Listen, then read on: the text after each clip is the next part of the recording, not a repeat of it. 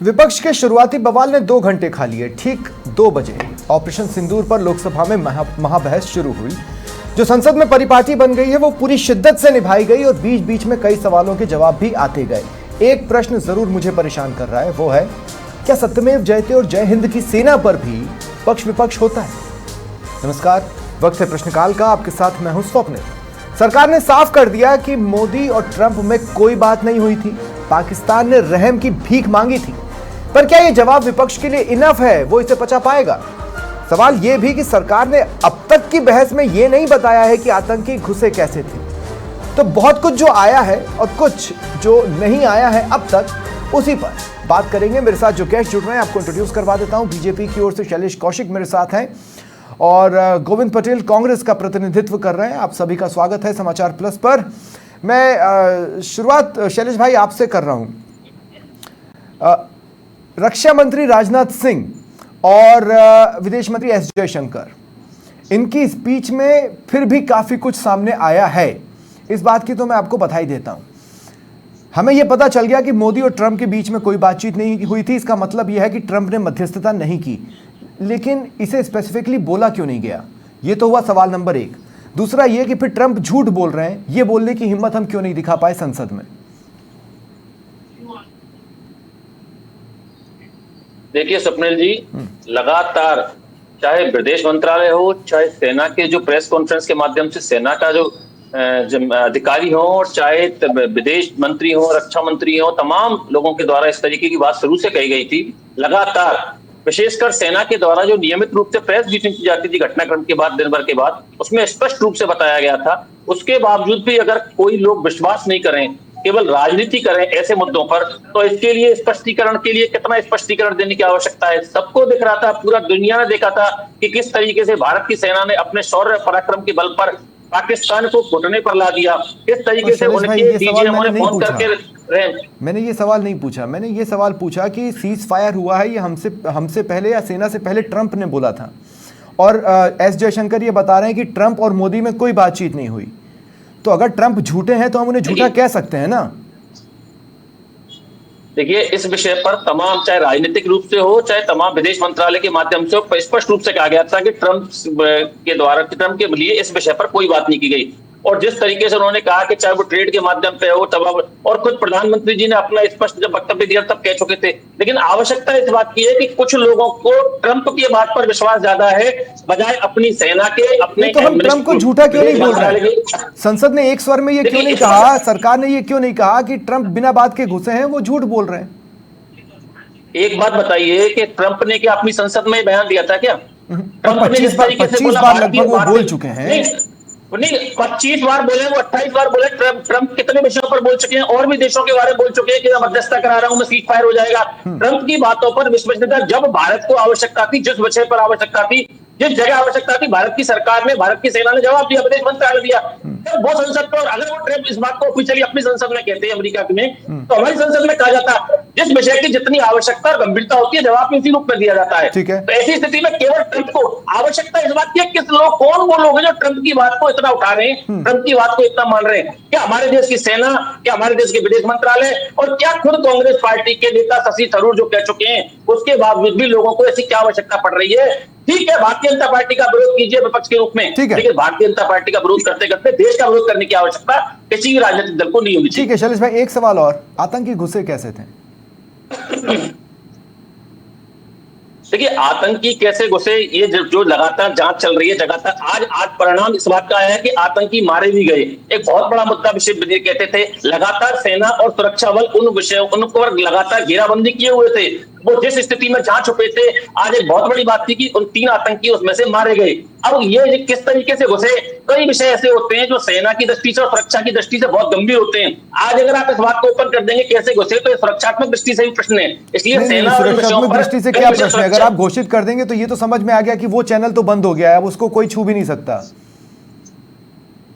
देखिए लगातार कार्रवाई के माध्यम से जो जांच है और जांच एजेंसी कर रही है। अब घुसे कैसे, किस तरीके से घुसे, बहुत सारी विषयों के लिए केवल टीवी चैनल पर या अन्य विषय पर बहुत सारी ऐसे सुरक्षात्मक विषय होते हैं जिनके लिए बहस नहीं की जा सकती, लेकिन आतंकियों को उनके अंजाम तक पहुंचाने का काम आज भारत की सेना और सुरक्षा बलों ने किया है। निश्चित रूप से इसके लिए सेना और सुरक्षा बल बधाई के पात्र हैं कि उनको उनके असली अंजाम तक पहुंचा दिया। इसीलिए मैंने अपनी ओपनिंग में कहा कि भाई क्या जय हिंद की सेना पर भी पक्ष विपक्ष हो सकता है?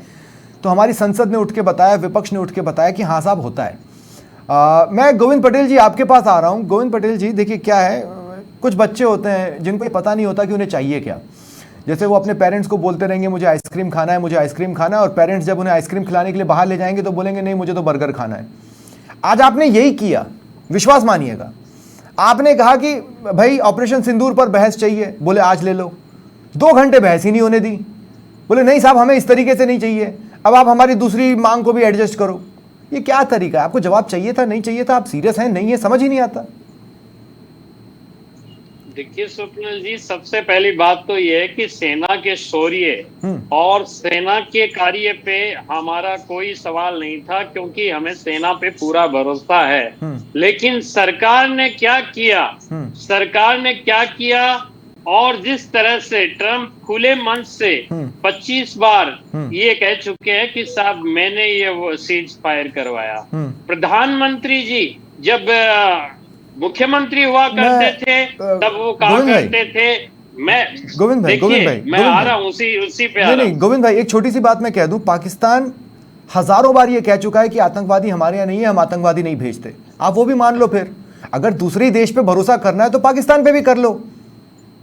बात दूसरे देश की नहीं है, बात अपने देश के प्रधानमंत्री की और अपने देश की है। जब ये कह रहे हैं आज की ट्रम्प झूठ बोल रहे हैं, तो इन्होंने ये नहीं कहा कि ट्रम्प झूठ बोल रहे हैं, इन्होंने ये कहा कि ट्रम्प से कोई बातचीत नहीं हुई।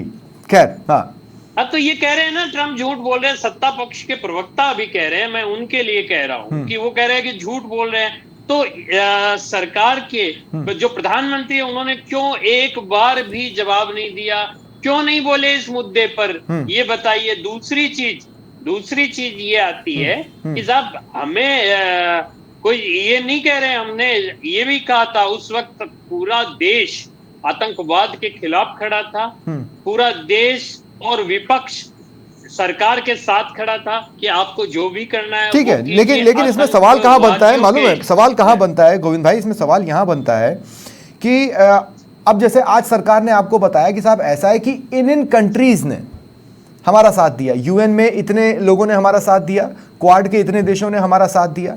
आपको ये जवाब पच रहा है? आप इसको पचाएंगे या अभी भी आप अपनी उसी ट्रैक पे रहेंगे, वो जो रिकॉर्ड फंसा रहता है वैसा? या कह दिया कि ट्रंप से बातचीत नहीं हुई, अभी भी आपका रिकॉर्ड उसी में फंसेगा, या आप कुछ नया धुन पकड़ेंगे? देखिए स्वप्निल जी, ऐसा कुछ नहीं है। पहली चीज तो सरकार के जो नुमाइंदे हैं या सरकार के जो मंत्री है आज ये सब चीजें बता रहे हैं इतने समय के बाद, तो क्या ये इतने दिनों में जब हमारे विपक्ष जब सवाल पूछ रहा था, जब विपक्ष बात कर रहा था, तो सरकार चुप क्यों थी? हम तो बार बार यही कह रहे हैं कि सेना के शौर्य पर, हमारी सेनाओं पे हमें फक्र है, उन पे हमें बिल्कुल भी कोई संयंस नहीं है। लेकिन हम तो सरकार से बार बार ये सवाल कर रहे थे कि सरकार ने क्या किया। इस तरह की जो घटनाएं होती है, आतंकवादी घटनाएं होती है, नहीं, पर मेरा सवाल ये नहीं है, मेरा सवाल ये है ही नहीं। इतने समय से जो आपने जो सवाल पूछा उनमें से 8-10 सवालों के जवाब आ गए हैं, अब आपको वो जवाब स्वीकार है या नहीं है? देखिए स्वप्निल जी, मैं बार बार ये कह रहा हूं कि अगर सरकार झूठ बोलेगी, सरकार के नुमाइंदे झूठ बोलेंगे, क्या झूठ सच है? नहीं बताएंगे तो हमें स्वीकार नहीं है बिल्कुल। क्या झूठ है? अगर गोलमोल बात करेंगे तो आप मुझे एक चीज नहीं, 2 सेकंड। क्वाड देशों ने कहा, क्वाड देशों में मैक्सिमम सदस्यों ने कहा कि हम भारत के साथ हैं, यूएन में अधिकतर लोगों ने कहा कि हम भारत के साथ हैं, तो विदेशी देशों ने नहीं कहा। इस बात को छोड़िए, अब पीछे छोड़िए, चलिए अब उस बात को तो अपने तर्कश में से हटाइए, या अभी वो भी नहीं चाहिए? नहीं, हम बात वही आ रही है, हम ये कह रहे हैं कि हम इन मुद्दों में देश के साथ, सरकार के साथ खड़े हैं। लेकिन जो सरकार जो झूठ बोल रही है, जो सरकार कुछ ऐसी चीजें हैं जो छुपाने की कोशिश कर रही है, झूठ बताइए ना। आज जो जवाब आए उसमें झूठ कहाँ है? क्वाड देशों की बात फैक्ट है, यूएन की बात फैक्ट है। अब रही बात मोदी और ट्रंप की फोन पर बात हुई थी कि नहीं, तो भाई उतने कॉल डिटेल्स तो हम निकलवा ही नहीं सकते, वो तो आरटीआई के दायरे में भी नहीं आता। किसके कारण? आपके कारण। तो फिर मुझे बताइए ना क्या करें। आप इस चीज को समझ नहीं पा रहे हैं। मैं बार बार एक ही चीज कह रहा हूं, यही चीज बोल रहा हूं कि हम सरकार से सवाल कर रहे हैं, लेकिन सरकार कर क्या रही है? सरकार कह रही है कि साहब आप तो सेना पे सवाल कर रहे हो, ये देश की जनता को गुमराह करने का काम कर रहे हैं। और आज ये कह रहे हैं कि साहब विपक्ष को पच नहीं रहा है, विपक्ष को ऐसे नहीं करना चाहिए, वो नहीं करना चाहिए। भाई हम तो इस मुद्दे में साथ खड़े थे, भाई आतंकवाद के खिलाफ है पूरा विपक्ष को जो करना चाहिए या विपक्ष जो अमूमन करता है। शैलेश भाई, इसमें तो कोई दौराय नहीं है कि वो कांग्रेस ने बीजेपी से ही सीखा है, क्योंकि अधिकतर समय तो बीजेपी विपक्ष में रही थी। और ये सारी चीजें जो आज कह रहे हैं वो सब तो आप भी अलग अलग समय पर कह चुके हैं। जैसे मुंबई हमले के दौरान आप कह चुके हैं। मुंबई हमले के दौरान तो हमारे देश के सबसे बड़े चेहरे ने 24 घंटे के भीतर एक प्रेस कॉन्फ्रेंस भी कर दी थी, वैसा कुछ कांग्रेस ने किया भी नहीं। अब आप ये कहें कि वो आपके जवाब को पचा ले जाएं तो ये उतना आसान तो नहीं होगा विपक्ष के लिए, यहाँ तक मैं समझ सकता हूँ। लेकिन अब मसला ये है कि आपकी बात को सच और झूठ के पैमाने पर तोलने की कोशिश हो रही है। स्वप्निल जी, पहले मैं एक बात बोलूंगा। अभी हमारे साथी प्रवक्ता ने 2-3 विषय कहे, मैं आपकी इजाजत से 2-3 विषयों पर अपनी बात रखना चाहूंगा। इन्होंने कहा कि हमने सेना के शौर्य पर सवाल नहीं उठाए, कांग्रेस ने, विपक्ष ने। इनके राहुल गांधी हो, जयराम नरेश हो, रेवंत रेड्डी हो, इन्होंने लगातार पूछी कि कितना हमारे कितने विमान गिरे, हमारे कितने सैनिकों को नुकसान हुआ। अगर कांग्रेस वास्तव में सेना के शौर्य, सेना पर विश्वास रखती तो ये पूछती कि पाकिस्तान में जाकर कितने मारे, पाकिस्तान में कितने कंसर्न तो होता है शैलेश भाई, इंसानियत के नजरिए से देखें तो अपने लोगों का कंसर्न तो होता ही है। सुनिए, दूसरी बात, एक बात ये कह रहे थे कि पहले इन्होंने आके स्पष्टीकरण क्यों नहीं दिया। विदेश मंत्रालय के सेक्रेटरी जो सरकार के वो हैं, कोई राजनीतिक लोग नहीं, उन्होंने स्पष्ट रूप से कहा। सेना की लगातार नियमित प्रेस कॉन्फ्रेंस में कहा। तो इनको किस पर विश्वास है? अरे आपको हो सकता है प्रधानमंत्री मोदी जी पर विश्वास नहीं हो, विदेश मंत्री विश्वास नहीं हो, लेकिन सेना और विदेश मंत्रालय पर तो विश्वास होना चाहिए। आपको अपने शशि थरूर पर विश्वास होना चाहिए। तीसरी बात, आपने भी स्वप्निल जी एक बात कही कि हमने कसर नहीं छोड़ी। स्वप्निल जी, चीन के युद्ध के समय हमारे किसी भी नेता ने तो उस समय जो भी परिणाम आए थे उस पर सवाल नहीं उठाए थे। उल्टा अटल बिहारी वाजपेयी ने संसद में खड़े होकर नेतृत्व की सराहना की थी, नेतृत्व पर विश्वास व्यक्त किया था, क्योंकि उस वक्त आवश्यकता देश हित, राष्ट्र हित खत्म होता है, राजनीति दूसरे रूप में होती है। उठा के देख लीजिएगा चीन के समय के इतिहास को। हमेशा विपक्ष के रूप में अटल बिहारी वाजपेयी के नेतृत्व में लगातार हमने सरकार का सहयोग किया। कभी प्रश्नवाचक चिन्ह नहीं लगाया कि क्या हुआ, कितनी जमीन गई, क्यों गई, के कभी प्रश्न नहीं उठाए। ऐसी स्थिति में राजनीति में राजनीति में बहुत अंतर है और ये कांग्रेस को समझना होगा। नहीं, लेकिन करगिल के टाइम पे तो इस तरह की सियासत नहीं हुई थी, मैंने तो नहीं देखी। उस समय तक मैं जर्नलिज्म का स्टूडेंट बन चुका था, मुझे बहुत अच्छे से याद है कि करगिल के टाइम पे ये सब नहीं हुआ था। नहीं हुआ मतलब ये छिछाले दर है जो हो रही है। विश्वास मानिए, मेरी नजर में तो छिछाले दर है साहब, ये नहीं हुआ था उस टाइम पे। स्वप्निल जी, राजनीति का जो चेंज आया है, जो आज राहुल गांधी हैं, जो कभी एयर स्ट्राइक पर उठाते हैं, कभी सर्जिकल स्ट्राइक उठाते हैं, कभी संवैधानिक संस्थाओं पर उठाते हैं, कभी सेना पर उठाते हैं, और अब इस तरीके से उठाते हैं। ये इस तरीके की पुरानी राजनीति नहीं थी। मैं खुद कह रहा हूं कि कांग्रेस में आज जो स्थिति हो गई है कि लगातार डिफरेंस देखा मैं पहले ही, मतलब मैं किन शब्दों में इस चीज को कहूं ये मुझे समझ में नहीं आ रहा है, इसलिए आप थोड़ा सा मुझे समझने की कोशिश कीजिएगा। कोई शब्द बुरा लगे तो उसके भावार्थ को समझिएगा, उसको उस शब्द पे मत ले लीजिएगा। मैं ये कह रहा हूं कि जैसे अगर संसद में प्रधानमंत्री मोदी किसी चीज का जवाब देने वाले हैं या कुछ बोलने वाले हैं तो हमें 24 घंटे 48 घंटे से पहले पता होता है। हम काउंटडाउन चलाते हैं कि इतनी देर में मोदी जी बोलेंगे। मैं ये कह रहा हूं इस बार हमें नहीं पता कि मोदी जी बोलेंगे या नहीं बोलेंगे। दूसरा, आज आपकी स्पीचेस में मोदी से ज्यादा अटल बिहारी वाजपेयी को याद किया गया है। लास्ट किस मोदी रेजिम में अटल बिहारी वाजपेयी को मोदी से ज्यादा याद किया गया? क्या ये रणनीति का पार्ट है या किसी चीज को छुपाया जा रहा है? सीधा सवाल है। देखिए, अटल जी वो व्यक्तित्व थे जिन्होंने एक परमाणु परीक्षण कर भारत का जो विश्व के पटल पर जो इतिहास गौरव सारी जो इतिहास बनाया था उसके वो गंवाते, उसके वो नेतृत्व करता थे। और आज जब इस विषय में देश के संकट पर विषय बात हो, मैंने आपको खुद ने उदाहरण दिया था कि चीन के समय, युद्ध के समय परिणाम कुछ भी थे, अटल जी ने खुद देश में खड़े होकर, विपक्ष में खड़े होकर संसद में स्वीकार किया कि हम नेतृत्व के साथ हैं, हम देश के साथ हैं। तो ऐसी स्थिति में अटल जी को क्यों याद नहीं किया जाएगा? वो व्यक्तित्व में धनी जिनके लिए राष्ट्र धर्म पहले था, उनके लिए राजनीति पहले नहीं थी। ऐसे अटल जी के लगा तमाम उदाहरण है। तो ऐसी स्थिति में अटल जी के व्यक्तित्व पर बात हो और भी और कोई नेता निश्चित रूप से अटल जी के बारे में जितना बोला जाए कम है। पर मेरा सवाल ये नहीं था शैलेश भाई, मेरा सवाल ये था कि मेरा सवाल अपनी जगह पे बिल्कुल राइट है कि अब तक जितने भी सत्र हुए हैं, जितना हम मोदी मोदी सुनते हैं या नमो नमो सुनते हैं, उतना इस बार हमने अटल अटल सुना। क्या ये स्ट्रेटजी का पार्ट है? देखिए जो हकीकत है वो बयान की गई थी अटल जी के नेतृत्व में, जिस तरीके से चाहे पक्ष में रहते हुए चाहे विपक्ष में रहते हुए देश में राजनीति से ऊपर राजनीति को रखा गया। ये याद दिलाया गया था कांग्रेस को कि आप जिस तरीके से बचकानी हरकत कर रहे हो, जिससे अनवय बयानबाजी कर रहे हो और राजनीति को छोड़कर राजनीति कर रहे हो तमाम तरीके से। आप पहले कहते हो कि हमको बात करनी है ऑपरेशन सिंदूर पर, आप 7 दिन खराब करते हो देश की संसद का। आप जैसे ही ऑपरेशन सिंदूर पर चर्चा शुरू होती है आप SIR पर पहुंच जाते हो। अरे पहले ऑपरेशन सिंदूर, आप कहते हो कमिटमेंट कीजिए हमसे कि उस पर चर्चा होगी। तो आप एक राजनीति और राजनीति को अलग रखिए। इसलिए उनके माध्यम से इनको याद दिलाया था कि हमारे देश में ऐसे व्यक्तित्व में धनी भी रहे हैं जिन्होंने हमेशा किस तरीके से राजनीति की है। ठीक है गोविंद पटेल जी, देखिए वाजिब सी बात है, मतलब सरकार की कुछ शिकायतें तो सच में वजनदार नजर आती हैं।